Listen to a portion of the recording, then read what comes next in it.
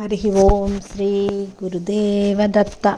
ఈరోజు మనం స్మరించుకోబోయేటువంటిది అద్భుతమైనటువంటి తాడేపల్లి రాఘవనారాయణ శాస్త్రి తాతగారైనటువంటి వెంకటప్పయ్య శాస్త్రి గారి యొక్క జీవిత చరిత్రలోంచి ఒకనొక ఘట్టం అన్నమాట.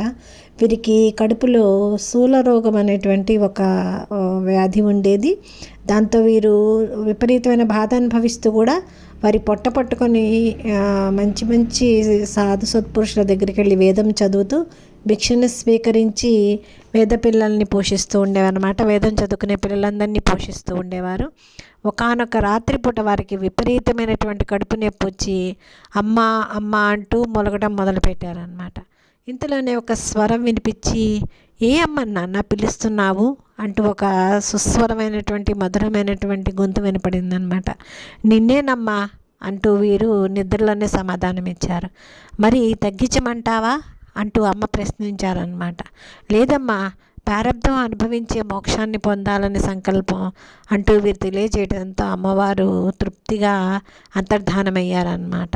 ఆ తర్వాత వారే ఒకానొక చోట శూలి అంటే శూల గలవాడు కాబట్టి తను ఈ శూలి వ్యాధితోనే శూలం గలవాడైనటువంటి శివుడిని ప్రాప్తి పొందాలి, శివ సాన్నిధ్యం పొందాలని కోరారనమాట.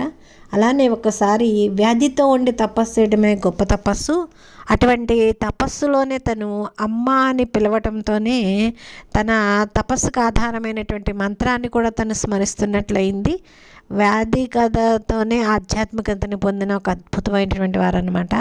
దేవతలు స్వయంగా పలకరించే ఉపాసనా బలము, వరమిస్తావన్నా కూడా వద్దనకుండా వైరాగ్యము, ప్రారబ్ధ ఫలం అనుభవిస్తూనే చేసేటువంటి తపస్సు తప్పక మోక్షాన్ని ఇస్తుందని అద్భుతమైనటువంటి వివరణ అనమాట ఇది. ఇలాంటి ఎన్నో అద్భుతమైనటువంటి ఘట్టాలు మనం ఇంతకుముందు కూడా స్మరించుకున్నాము తాతగారి జీవిత చరిత్రలో. అలాగే ఇప్పుడు తాతగారి తండ్రి గారు అయినటువంటి వెంకటప్పయ్య శాస్త్రి గారి జీవితంలో కూడా స్మరించుకున్నాం అనమాట.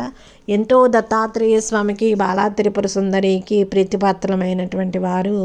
నా జీవితంలో దత్తాత్రేయ సద్గురువై వచ్చినందుకు నేను దత్తకృపగా భావిస్తున్నాను. నాకెప్పుడు మోక్షాన్ని ప్రసాదిస్తారు స్వామివారు.